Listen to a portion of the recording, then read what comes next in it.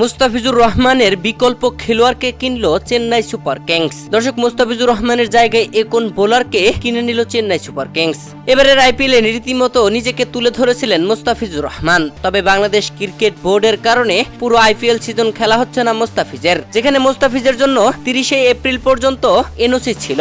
তবে সেটার মেয়াদ বাড়িয়ে 1 এপ্রিল পর্যন্ত করেছে বাংলাদেশ ক্রিকেট বোর্ড। এদিকে Chennai Super Kings opener Devon কনওয়ের পরিবর্তন হিসেবে ইংল্যান্ডের জোর গতির বোলার রিচার্ড গিলসনকে দলে নিয়েছে।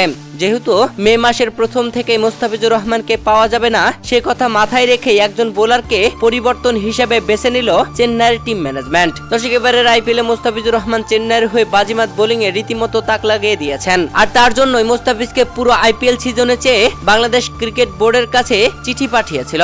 তবে বাংলাদেশ ক্রিকেট বোর্ডের তরফ থেকে সেটাকে সরাসরি না করে দেওয়া হয়। আর তাই তো মুস্তাফিজের জায়গায় বিকল্প হিসেবে ইংল্যান্ডের জোর গতির বোলার রিচার্ড গিলসনকে দলে কিনে নিল চেন্নাই সুপার কিংস।